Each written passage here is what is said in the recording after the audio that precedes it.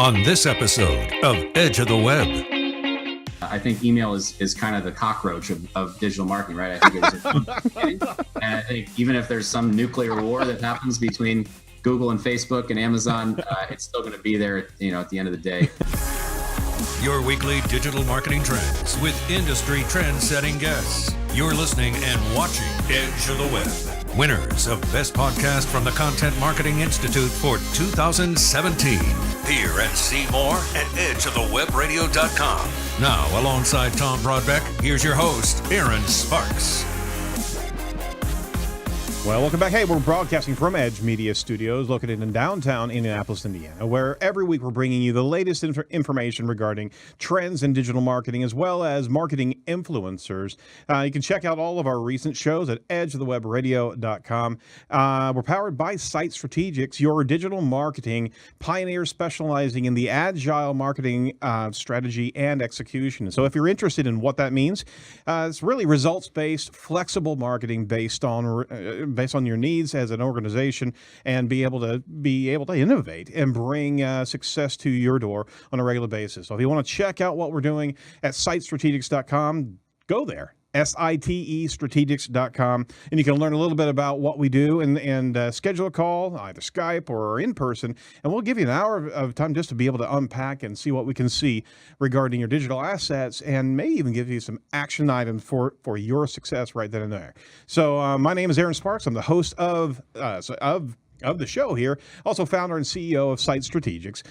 We do this show for a number of reasons, and we can get into the weeds on all the different reasons why, but primarily it's about bringing you education about digital marketing tactics that are moving and shaking right now, what's trending, so we can actually demystify some things, give you what's good, what's bad in this space, and also hopefully you can take some of these points of information away and use them for your own execution. If you're interested in what we can do for you, obviously give us a shout. You can even call us at 877-SEO for Web. I haven't used that number in the longest time. 877-SEO for Web, and that's 877-736-4932. But I want to introduce you to somebody. We got Tom Broadbeck, Director of Digital Media. Every week. My job title stays the same. Now it's the thing. Director of Digital Media for Edge Media Studios and Site Strategics. And, sir, thanks for being on the show. I think it's actually becoming a thing now. I don't know what that is. And let's introduce our guest here. We have David Mihm, founder of Tydings. Sir, how are you doing today? Very well, guys. How are you? Oh, we're awesome. I'm stumbling on my words, evidently, but doing good. Well, glad to hear it. Yeah, it's great to be with you guys. Thanks for the opportunity. Oh, you're more than welcome. More than welcome. Well, thanks for joining us on the show. Hey, we are live on Facebook Live, and we do the show every week to our live Facebook audience, and we certainly implore you to ask questions of our guests, and we'll bring that right up to David. We are doing a regular promotion on the show here, and we'll be talking about that in a brief second. But jump into the stream. That's where we can really make this show all of ours, not just Edge of the Web, but it's Edge of the Web plus our cutting edge audience. So jump in there and join. If you are listening to us on the podcast, we certainly would love to see you on the live stream as well. But you can also check out our podcast on all the great platforms: iTunes, Google Play, Stitcher, iHeartRadio, TuneIn, SoundCloud, Spreaker, Acast, and Player FM, all the places. And if we're not there, give us a shout and let us know where we should be, and we'll certainly get our broadcast to you. So this segment is actually provided by, sponsored by Ahrefs. If you actually want to get some passive, consistent traffic coming from Google that converts into customers and sales, Ahrefs has all the tools and data that can actually help you with that. We have a free giveaway. We really appreciate our sponsors on the show, and they are offering up a fantastic tool. You can sign up right there at right at their website for a 14-day trial. But here's the deal.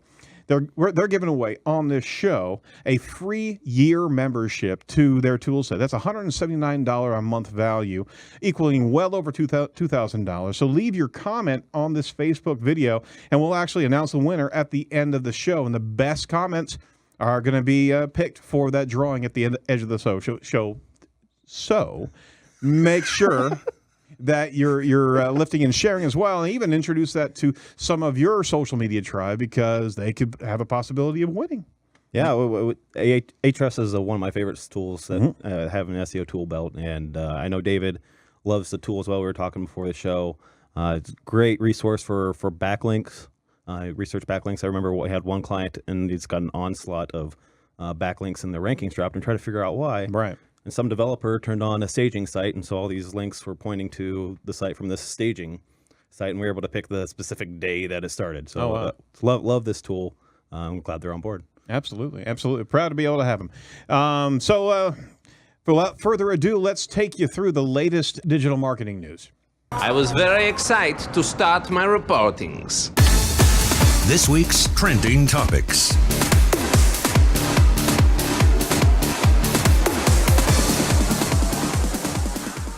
Okay, hey, from VentureBeat by Emily Potalinsky. How about that for... I pick out news articles based on their name just so I can hear you try to pronounce them. Potalinsky. I got it. I got the first try, too. Yeah. Chrome will no longer autoplay content with sound in January 2018.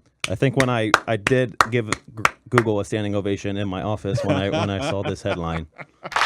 Yes. Thank you. That's sound effects. That is a beautiful thing. All right. Tell us this glorious announcement. So Tom. starting next year, Chrome will only autoplay a given piece of content when the media won't play sound or the user has indicated an interest in the media. So it'll become a default option in Chrome 64, I want to say.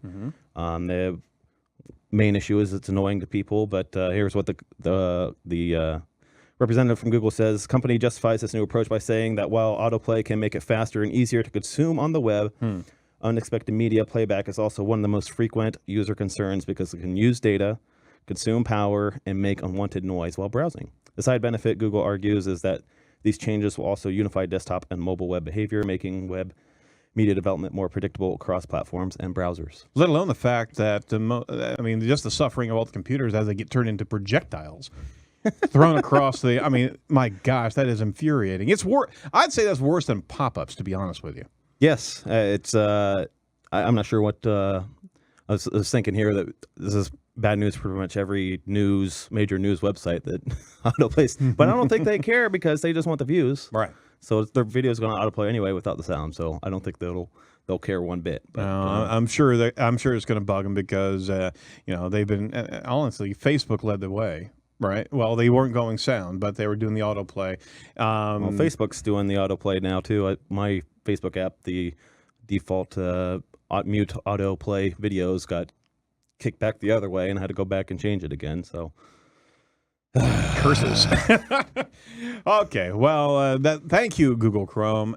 We certainly appreciate the consumer love there. From Search Engine Journal from Matt Southern, Google to advertisers, get your mobile landing pages ready. Google is actually giving notice to AdWords advertisers that AMP landing pages are on their way in 2 weeks. The AMP landing pages for AdWords were first introduced this past year, at which time Google also gave users the option to test ads in the beta program. In 2 weeks, all AdWords advertisers around the world will be able to use AMP pages as their landing pages. I've got to ask why.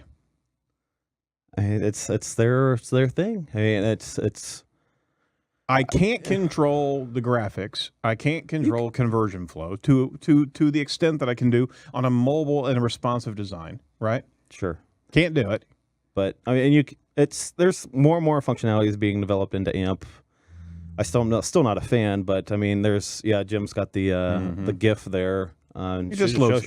It's loading faster. I get it. Yeah. So I mean, that's all they're going for. So I'd be interested to hear David's thoughts on AMP and this story in general, but AMP in general.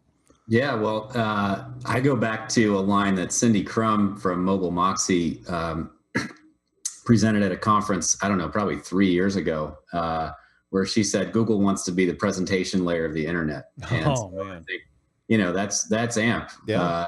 They want to consume your content and present it in whatever way makes the most sense for Google. And to a large extent, we're going to have to play by their rules if we want exposure and customers from them. But Yeah, I would bet that they're going to do. I mean, I think this is general. My world is usually small businesses, right? So Right. I don't know that this is such a great thing for the enterprise where they've got millions of click-throughs and A/B testing and all those things they can be doing. But I do think generally AMP is a good thing for small businesses who don't have access to all of those engineering resources and conversion tracking and all those kinds of things. I think, let Google do it for you. And AMP seems to be a good way, or has the potential anyway to be a good way to do that. So That is Skynet. It is taking over everything. So yeah, you're absolutely right. Google wants to overreach into that space. They'll make it profitable for us to just give away all control of the aesthetics. Anyway, last article from Matt Southern here, Search Engine Journal. Facebook tests data-friendly instant videos on mobile. So Facebook is actually testing the instant videos, a feature that will allow users to watch more videos on mobile without eating into their data plan. Go think about that. Videos will be downloaded and cached in the background while using Facebook on a Wi-Fi network. After switching to a cellular network, the preloaded videos will be able to be watched without having to use the mobile data. Be interesting to see which videos they automatically download for you. Does that become an ad play? Does that become? Oh gosh, yes. Is it just Facebook Watch videos that they're trying to promote that are going to be instantly downloaded to your Facebook account? Are you going to have any control on what videos you download or they download for you? I can see it becoming very bad very quickly. I absolutely believe that there's going to be some sort of monetization on that. What do you think, David? for sure, as somebody who's sort of constantly checking his storage and optimizing the speed of my phone, I can't say I'm too enthusiastic about this idea, but there's always a monetization angle with Facebook, and I forgot my tinfoil hat today, but I feel the same way with Google. So I think that's increasingly, these are publicly traded companies that need to squeeze every last nickel out of every piece of real estate that they own, and I think that no matter where it is, they're probably going to try to monetize it at some point down the line. You said something very, very, very prescient there. Literally, Facebook tied into monetization. I mean, that's the last thing they really wanted to have paired up, and they are absolutely being defined as any place in their system where they can actually move an ad in, as you know. That one vestige of the instant messenger and getting ads into instant messenger, that was just that watershed moment going, okay, we're just going to get played.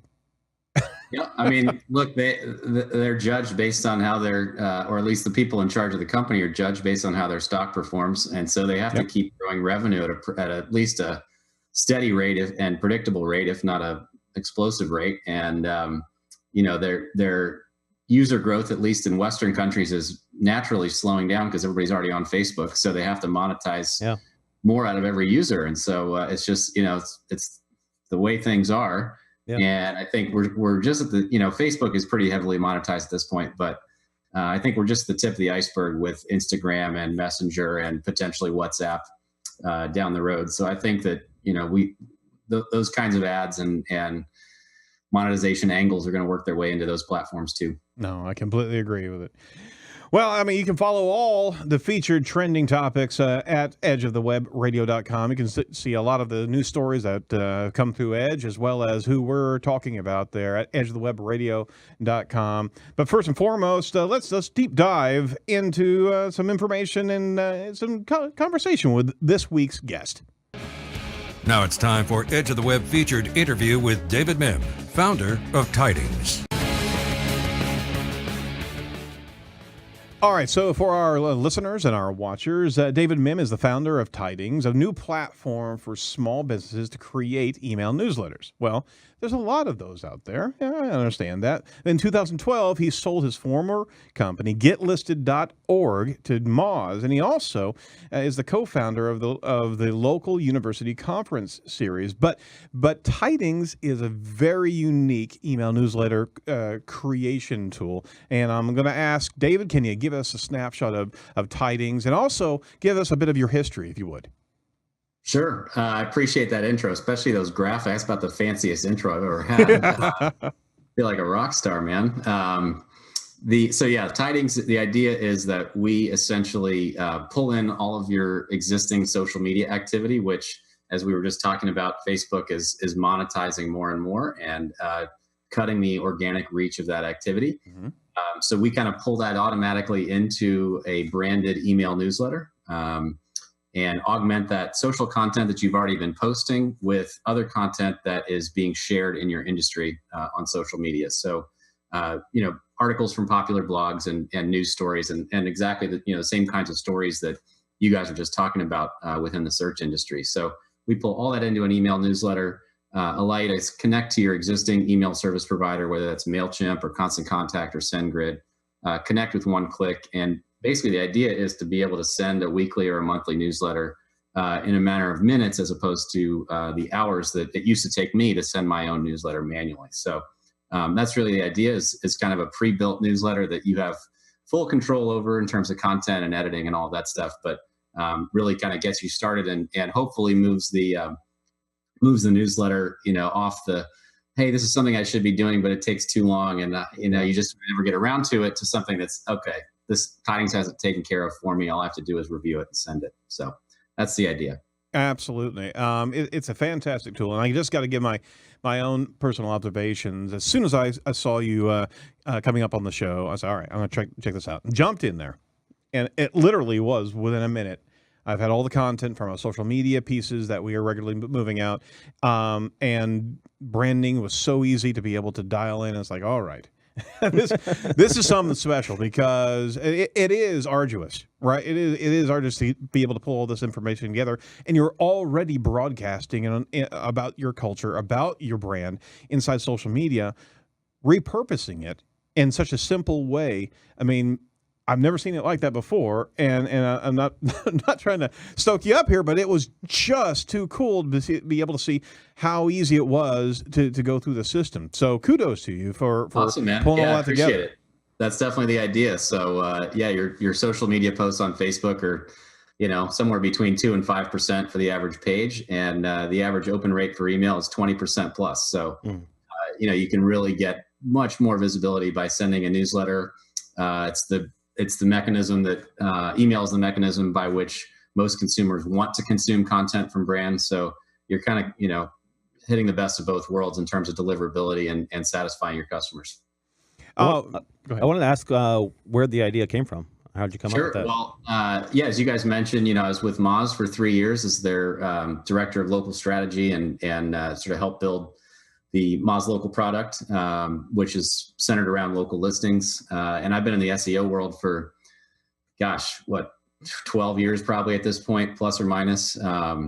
And, I took some time off after my time at Moz. I was just kind of, I was working on essentially the same product for about 8 years and just ready for something different. And so I kind of looked around the space and all these surveys from the Kelsey Group and Local Search Association and Burrell Associates, small businesses know that email works. It's consistently rated one of the top performing channels, and it doesn't require a lot of education, unlike SEO, which is pretty complicated. And, you've got to know some code and that sort of stuff to really make the most of it.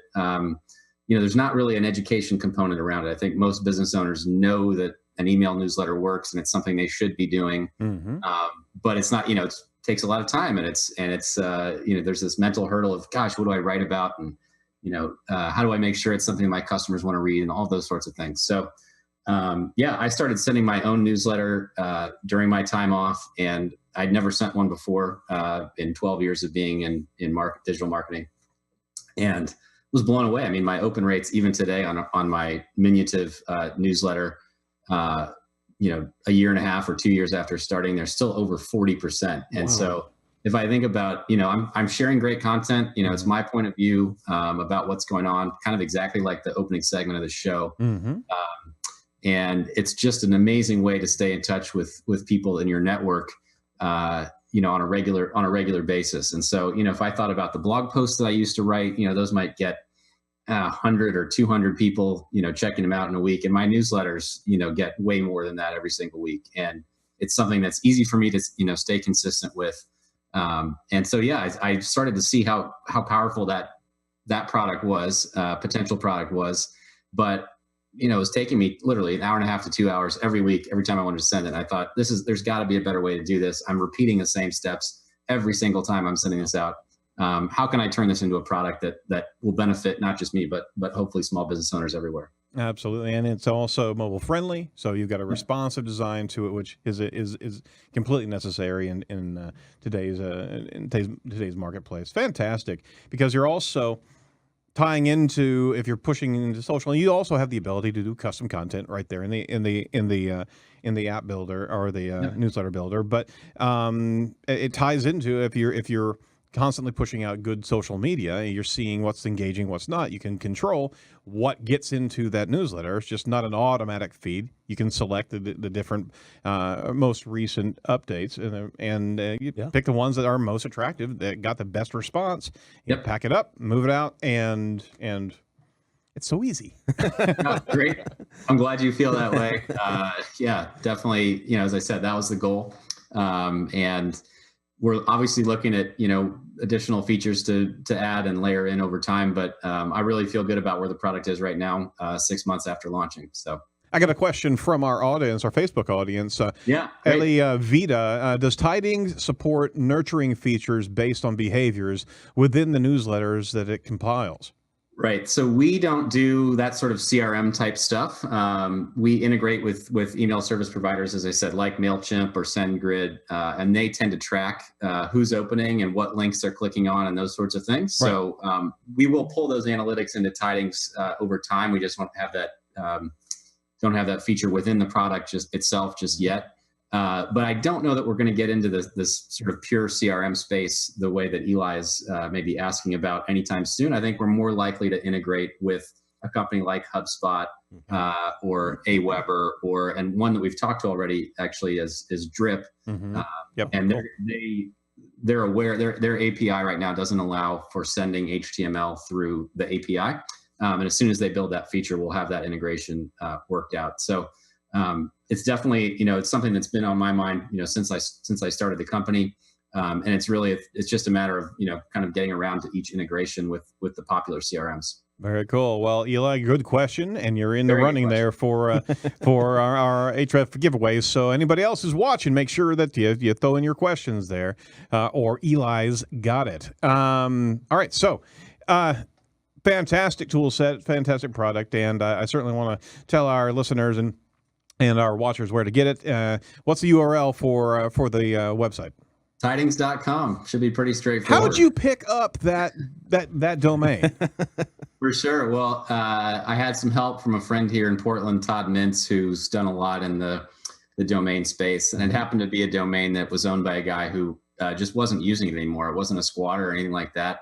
And so Todd just sort of introduced us, and he was ready to part with it, and it was definitely a name that kind of fit the concept that I was going for. Just kind of sharing news and sharing updates for what's going on with your company, and so the whole thing just kind of worked out. It was really it was certainly hard coming up with kind of a memorable name, but I'd like to think I got one. So I'm sure you're being pitched a number of times a week what you'd be willing to let go of that domain. I've gotten a couple of those, but yeah, I think we're off and running now. It costs quite a bit of money to give it up. There it is.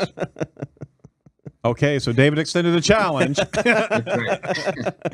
All right, so going into challenging environments, let's kind of segue into part of our conversation here regarding search and how it's changing and how to prepare for it. So we started the show with kind of a tongue-in-cheek, hey, this is 2020.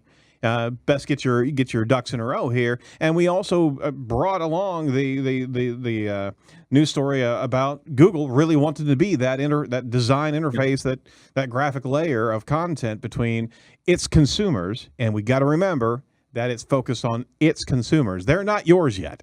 That's right.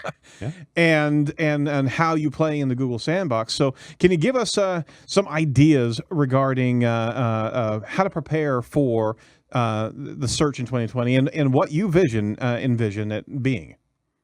Sure thing. So yeah, I'll give you my perspective on where where I've seen Google headed, and where I've seen Google innovating, I guess, and where I think they're headed.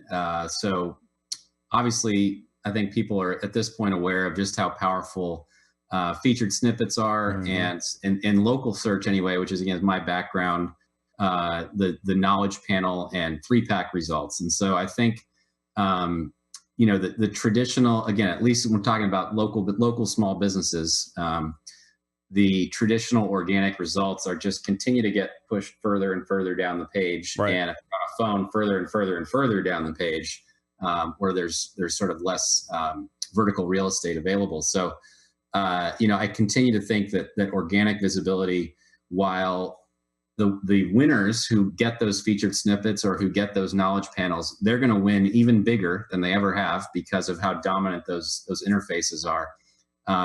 The losers of or the non-winners, not even losers, you can be a top one organic result and be 1,500 pixels down the page by the time you have ads, knowledge panels, images, featured snippets. And so I think organic search is just going to continue to get harder to compete in. And incidentally, I think the reason that Google is moving more to these sort of single answer structured results, whether they're knowledge panels or featured snippets or answers to questions, those sorts of things. The reason I think they're moving there is voice search. And I'm a big believer in not only the potential of voice search, but the speed with which it's going to take over. So Mary Meeker, in her State of the Internet slides from last year, predicted that by 2021, voice would be the majority of search, of all search.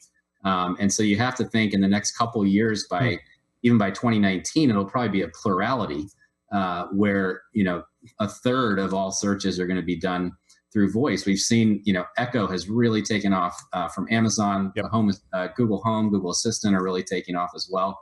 Apple's innovating with Siri. So when you have a voice device, you're not going to have that voice device is not going to read 13 organic results to you for you to make your mind up. They're going to give you one answer and say, do you like this one? And if not, okay, here's 3 backups, something like that. And so I just think the number of companies that can benefit from organic search is going to be declining. And it's, in terms of the sort of tactical advice, which you sort of asked about, the first thing I would say is you got to diversify beyond just SEO. If you're an agency providing services for your clients, or if you're a business hoping to get customers, you have to diversify your marketing beyond Google, or beyond Google organic anyway.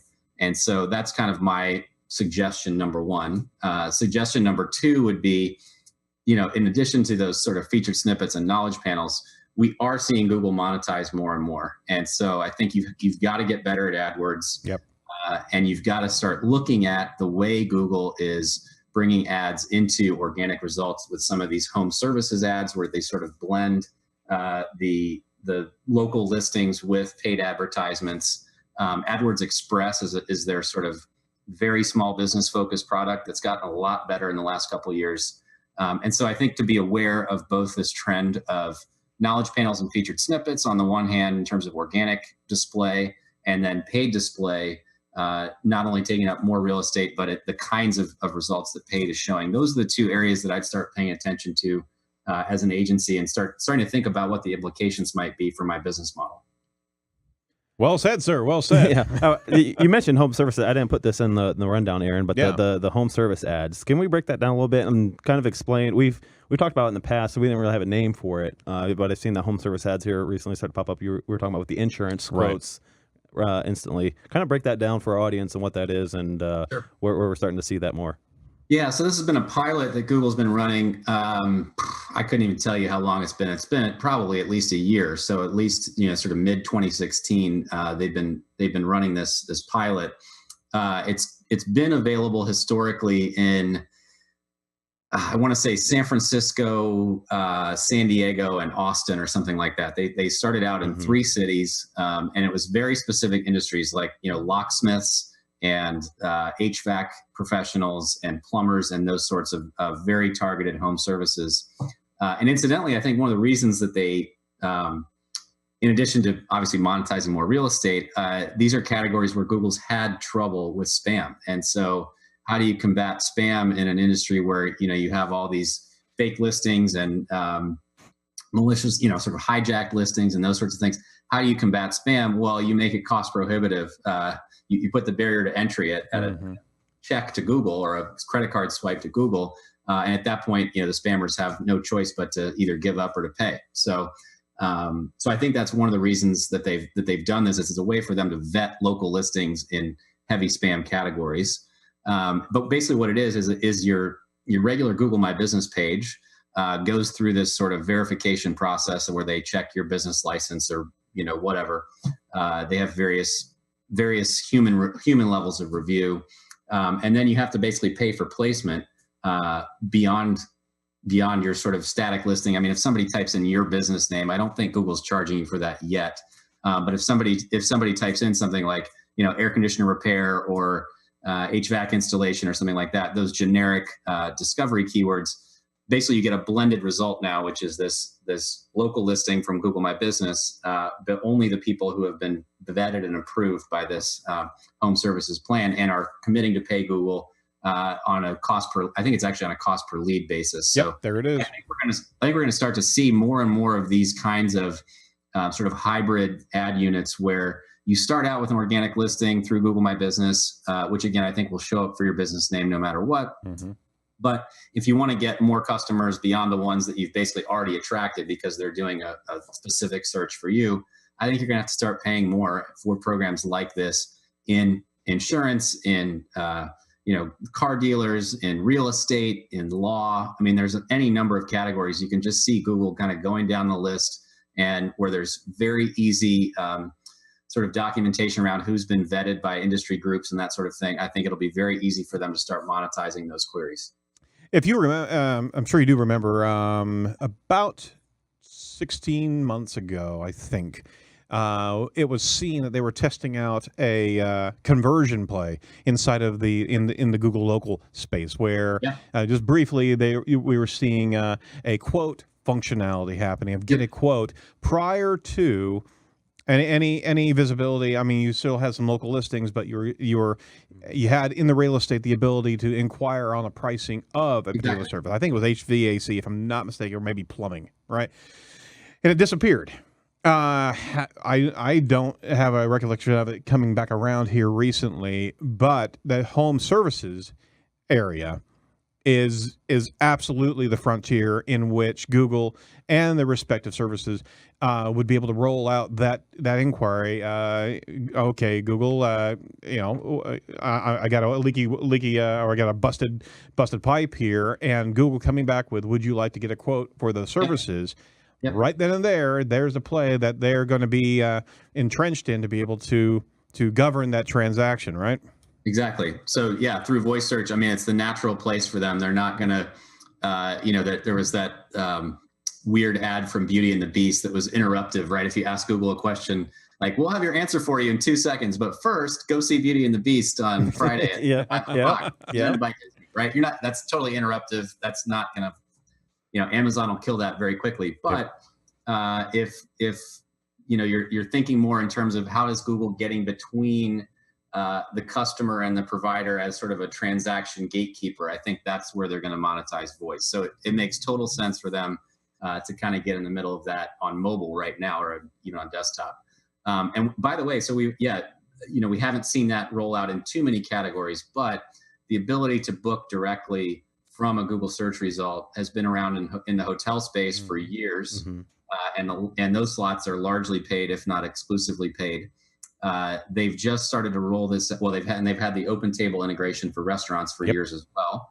And we're just starting to see this roll out now in some of the personal care verticals like gyms and day spas and yoga studios and those sorts of things. So they've done partnerships with companies like Mindbody, who are, sort of back office point of sale type providers in these various industries. And you now have the ability to schedule appointments or consultations or classes or everything else, that these providers offer digitally.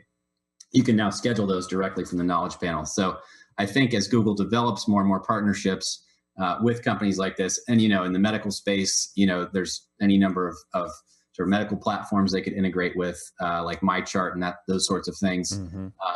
Dental, they've got Demand Force, those types of companies. So I think we'll start to see more of these direct booking integrations happening, not only because, it's in theory good for users to have a faster path to transaction, but it's a place where Google can insert itself and make a little commission for facilitating that deal. All the while being personalized and knowing your needs. I mean, That's right. it is that Minority Report thing as it's Yep. as it's following you. Hey, you know what? Yep. You do this. We know you really love Guinness over here. Go check this out, right? And just follow you along. We're giving Google all of those permissions because they're smartly providing these type of transactions, right? Yeah, in some cases we're giving them permission. So I think it's obvious in the case of if you have Google Maps installed on your phone and you opt into location tracking. I mean, Google Maps, that's making your life easier. That's a fairly obvious opt-in, and so of course then they're able to track. Okay, if you place a phone call to a specific business, or you request driving directions, right, or you even physically go to that business. I think those are all behaviors where there's at least some reasonable expectation that you are being tracked. But I think the area where I don't think this is tinfoil hat, and I don't know how many people are aware of it. So Google actually did a partnership with the major credit card companies back in about March or April, I want to say, and they now have access to 70% of all credit card transactions down in the United States.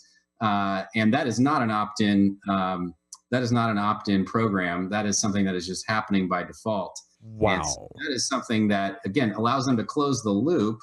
Certainly from an advertiser perspective, it would be great to know, okay, this person did this search and then clicked for driving directions and then showed up in your store and then made this purchase. That's great for an advertiser to know. That is not such a cool thing for consumers. And that is the subject of a lawsuit that's currently pending, I think, with the FTC. But with all the chaos happening in government right now, I don't see that going anywhere anytime soon. So that's kind of where we are with Google, and I think they're going to continue to invade our privacy one way or another, and the only way to do it is not to use their products. So it's kind of the state of the world today, which is kind of sad. Yep, and we joke about Skynet on a regular basis, but I mean, if Google's making it so attractive to be able to use, but then they do an end around, be able to understand the user behavior from that transactional analysis. My gosh, the game's over.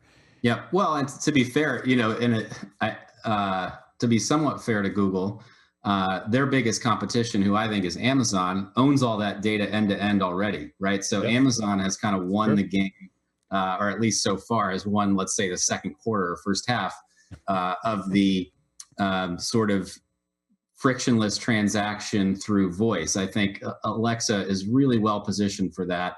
Amazon offers everything. You can get it within 48 hours and increasingly within 24 hours and increasingly within a couple of hours, potentially with the Whole Foods distribution centers in particular. So, I think Google is a little bit behind the eight ball when it comes to being able to offer these sort of frictionless full conversion experiences. But at the same time, we've all opted into Amazon explicitly, and we haven't necessarily done that with Google. So, no, you're absolutely right. But in the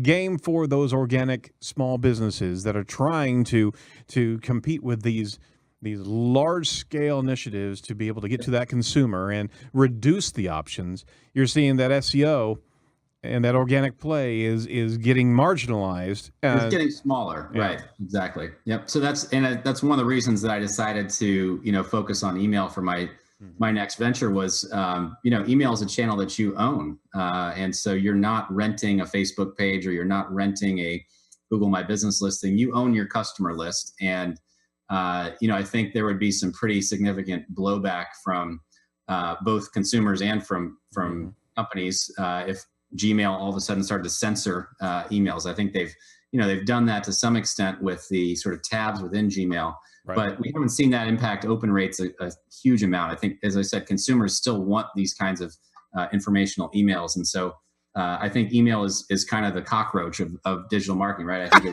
was, and I think even if there's some nuclear war that happens between Google and Facebook and Amazon, it's still going to be there, at the end of the day after that fallout. So that's why I like it, and I think it's proving successful. So that's funny. One of our staff members contributed. That's funny you said that.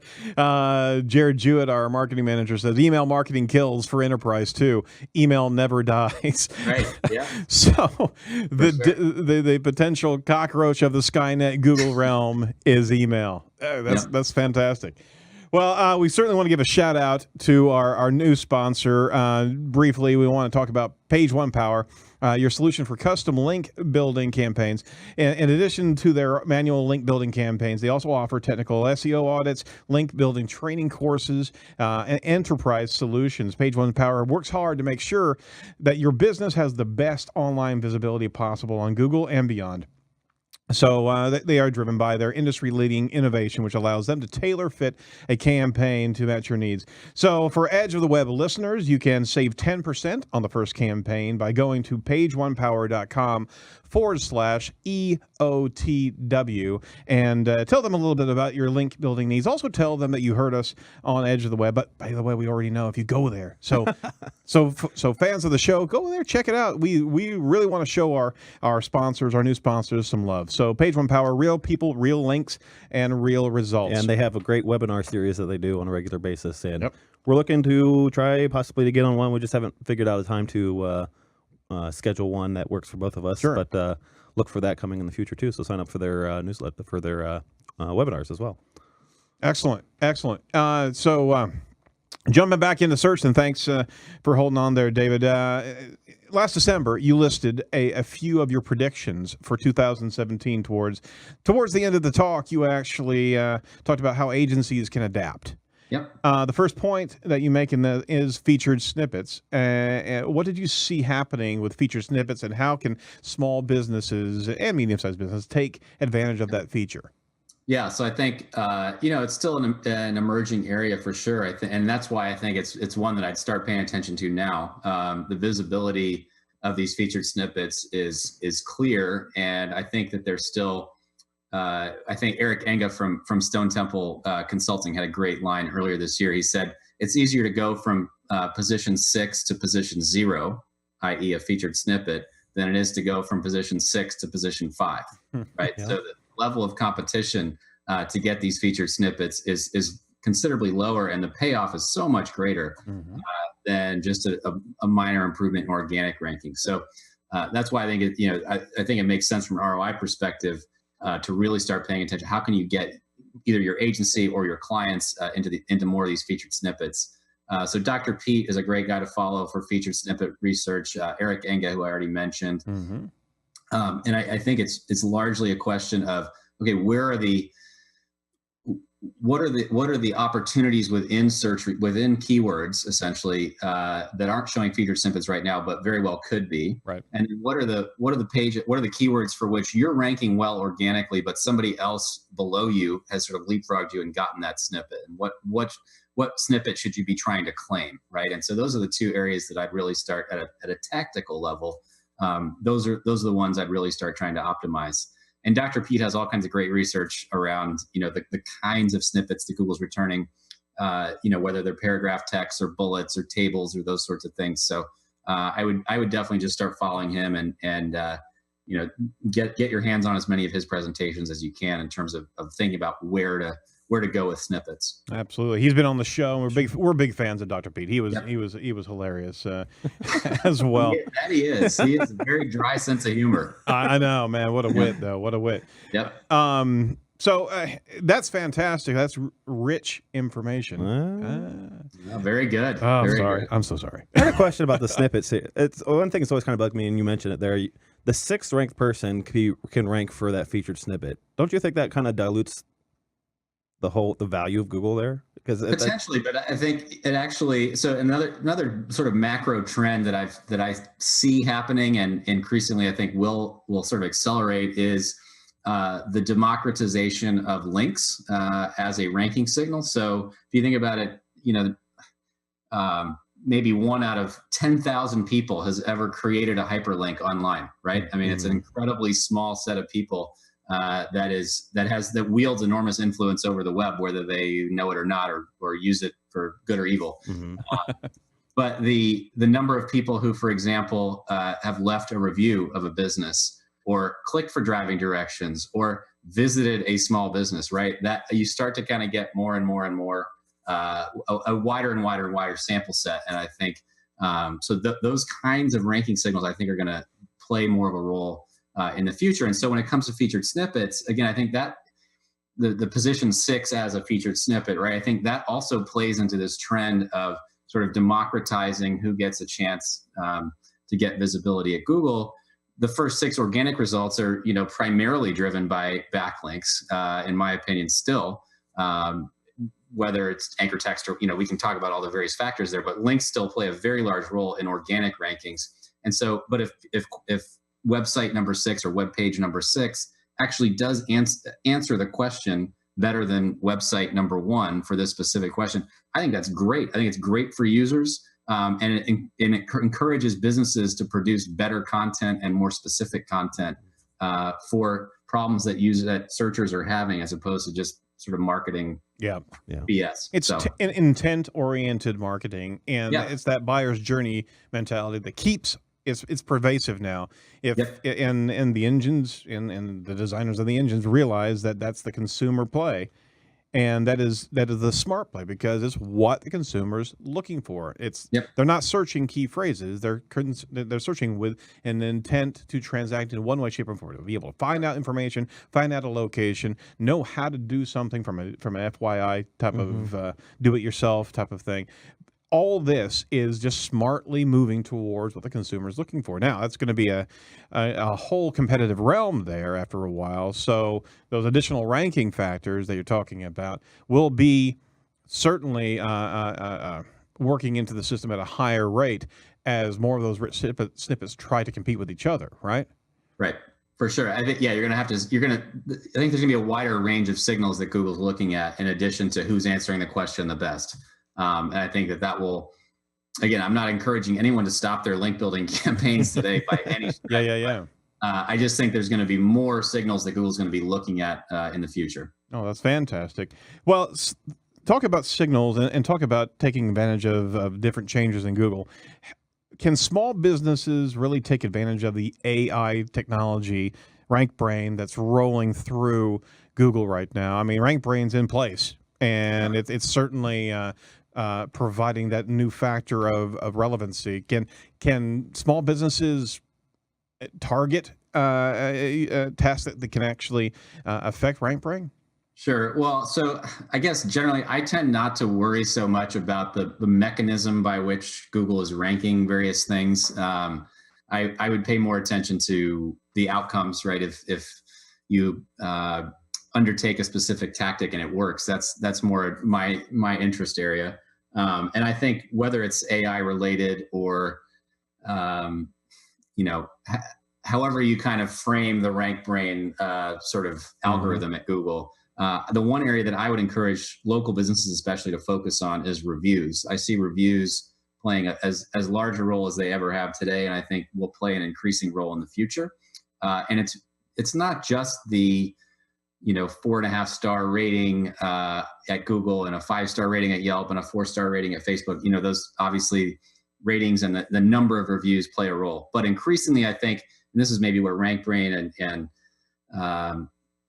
sort of the sort of semantic relationship thing starts to play a role, is what are people saying about your business in their reviews? So if you're an HVAC guy, do they mention the brand of air conditioner that you installed? Do they talk about the fact that you showed up when you said you would? Do they talk about the fact that you had offered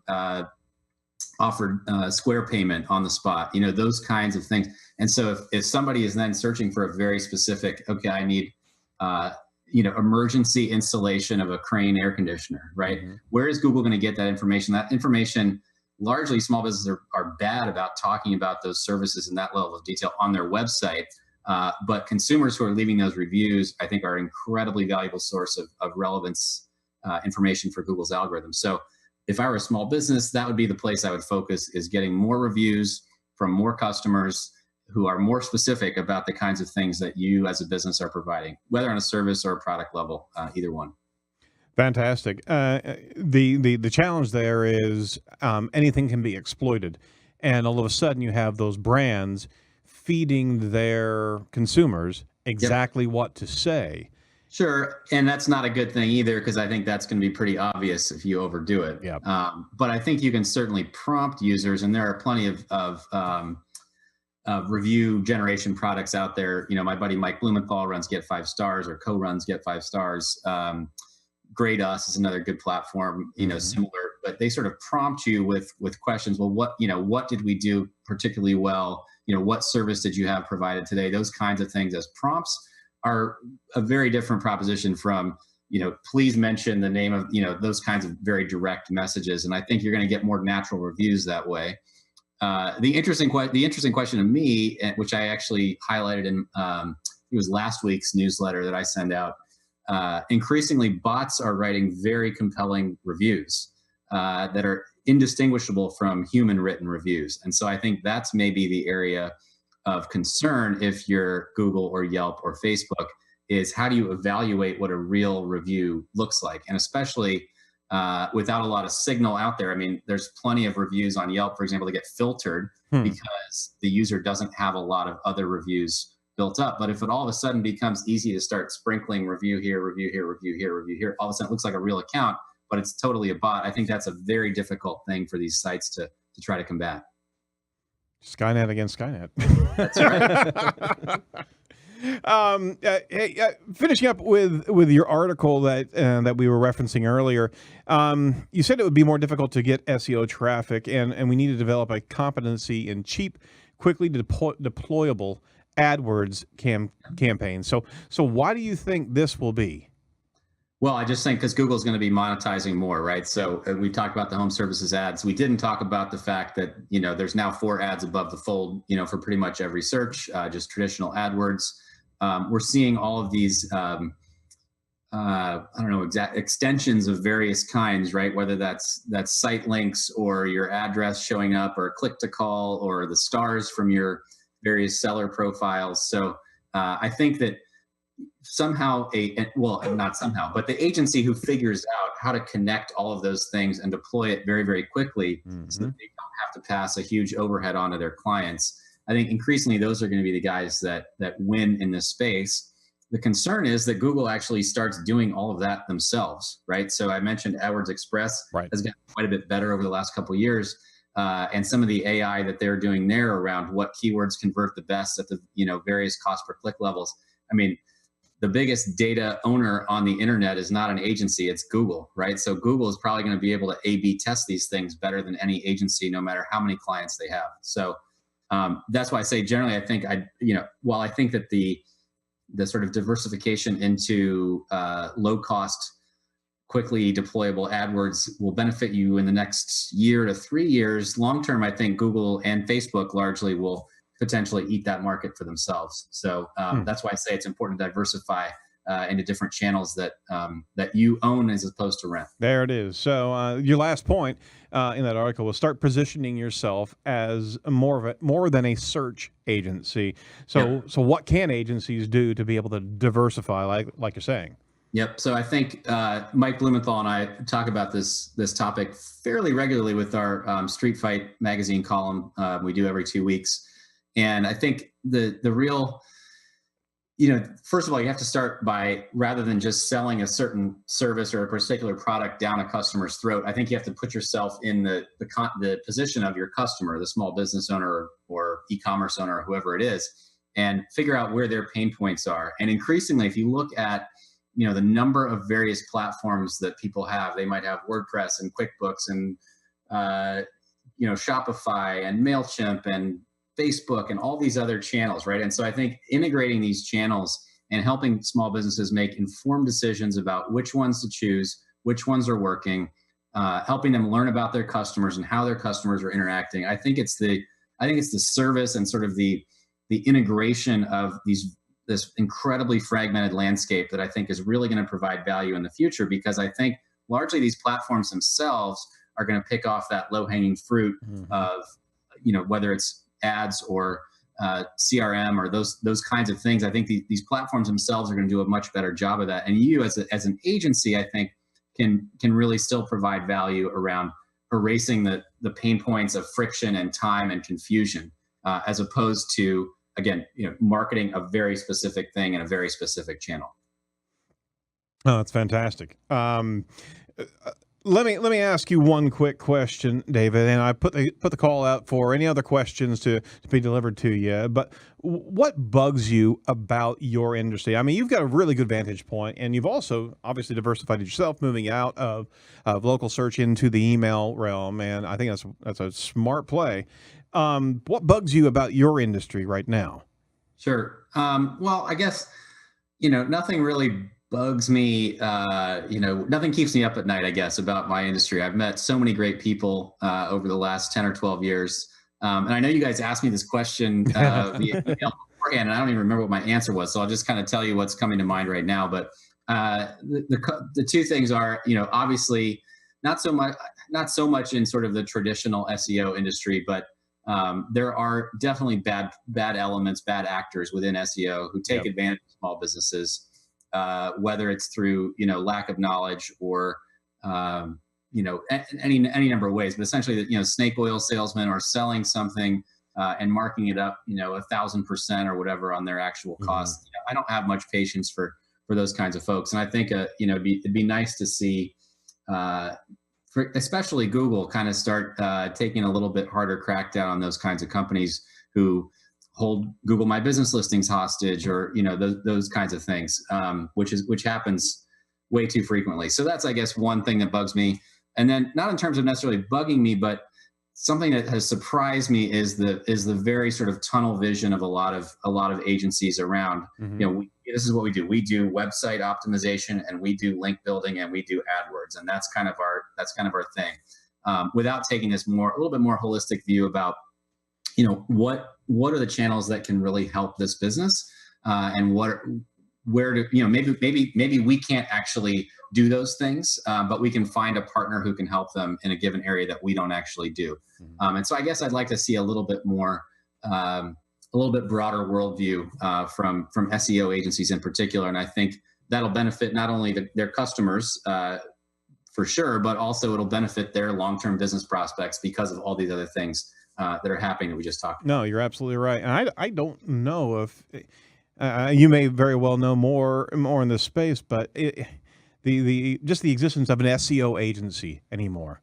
I mean, there's I don't see that you can exist as just an SEO provider, because you have to have those additional signals. You have to have those additional factors that you're promoting inside of social and inbound. There are SEO plays, but there's such a new media audience engagement that you have to have there that SEO just doesn't provide.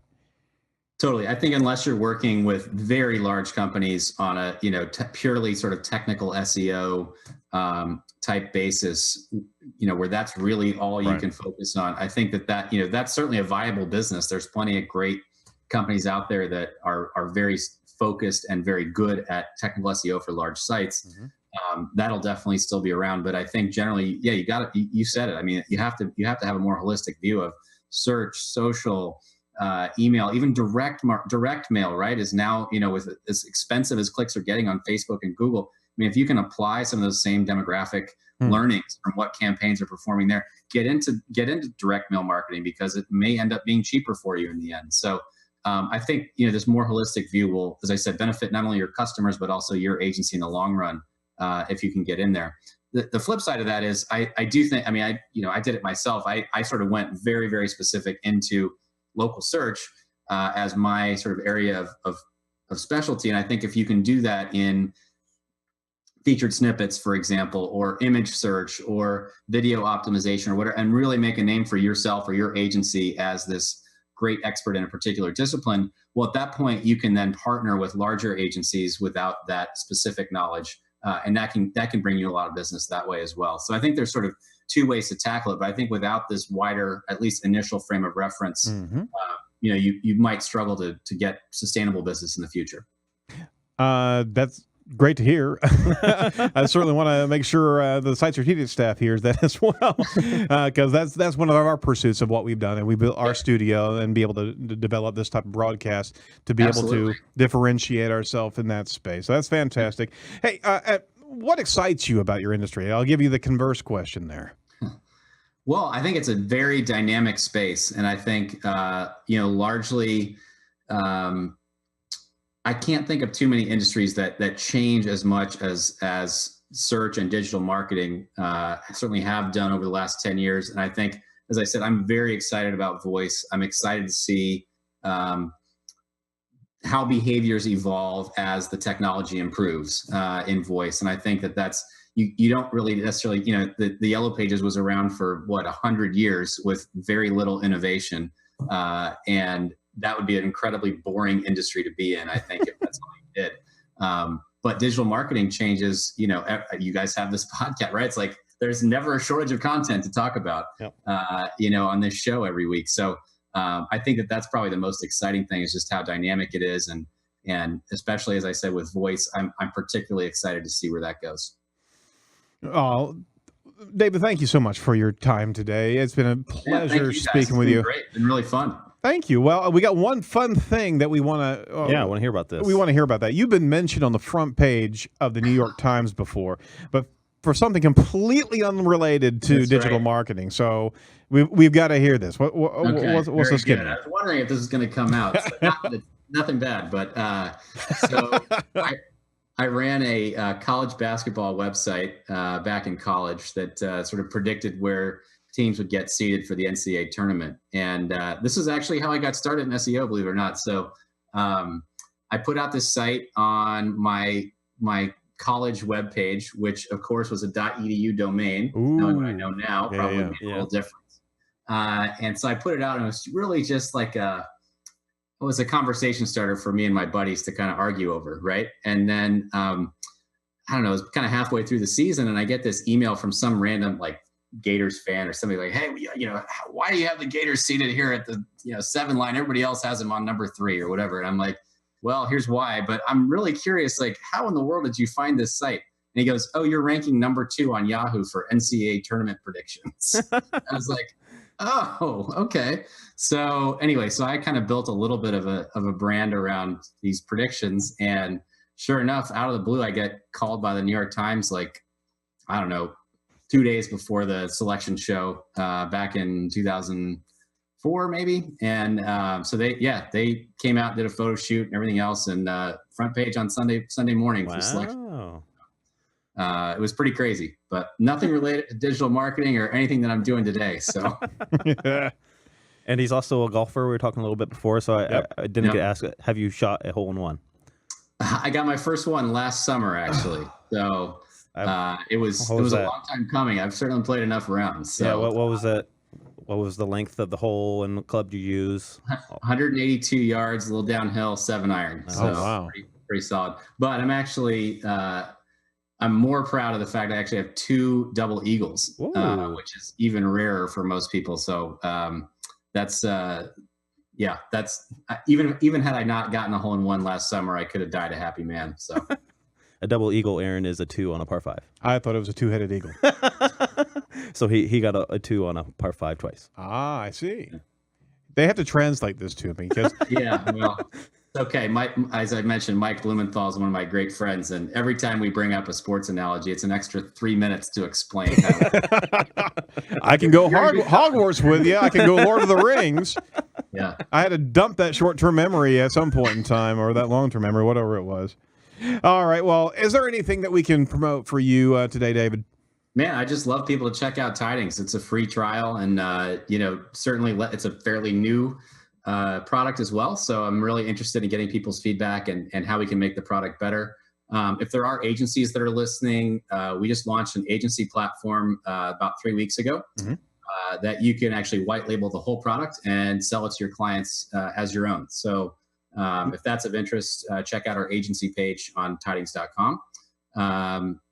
and other than that, yeah, just really appreciate the opportunity, and it's just a fun conversation, fun way to spend an hour. So thanks a lot. You're more than welcome. Thank you so much for the kind words. Hey, check out Tydings at, we sort of have the URL, tydings.com/agencies, as well as Stack.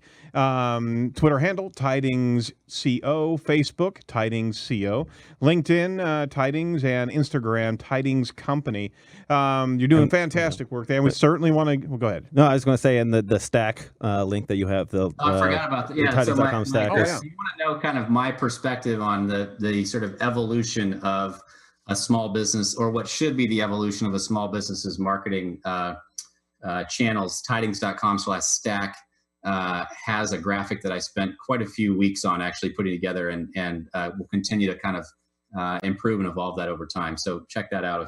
Thank you for reminding me there, Tom. Yep. Yeah. No, it's a cool graphic, and it's one Aaron and I will preen through after the show here. So sweet. Cool. All right, we want to give our award to our Ahrefs winner here, and that is Eli Vita. He jumped in there with a really nice question to David, and we'll certainly reach out to Eli and let him know how he can retrieve his full year subscription to Ahrefs. Yeah, well, I'll be in touch soon, Eli. So look out for a message on your Facebook. Excellent. All right. Well, David, it's been great. We're certainly going to be giving some social lift to the show after launch and during after the podcast airs. We certainly appreciate any social love. Remember, social sharing is caring, right? For sure. And you guys will be in my newsletter next week. Awesome. I got to subscribe to the newsletter. I haven't. Not yet. No. Oh, dude. We got to talk to you as well, because that's a really cool tool. So maybe we can swing back around and sign up for it. Thanks so much, David, and appreciate all the time today. Thank you, guys. Oh, you're more than welcome. Thanks for all of our colleagues at Site Strategics and our staff, as well as our guest, David Mihm. And make sure to check out all of the must-see videos over at edgeofthewebradio.com, edgeofthewebradio.com. Download from all the audio platforms, just to listen to us on the road if you'd like to do so, as well as join into our Facebook feed on a regular basis, because, hey, we're giving away great stuff from our sponsors, and we're certainly wanting to engage with you so you can be part of the show. So thanks to everybody, and we will talk to you real soon. Check us out. Who's coming up next week? David Markovich. He's the founder of Online Geniuses. That's right. Talked about that a couple shows back. Excellent. So David Markovich is coming up. 2 Davids in a row. 2 Davids. Double David, as opposed to the double eagle, right? Yeah. All right. Well, thanks, everybody, for watching and listening, and we will swing back around next week. Do not be a piece of cyber driftwood. Bye-bye.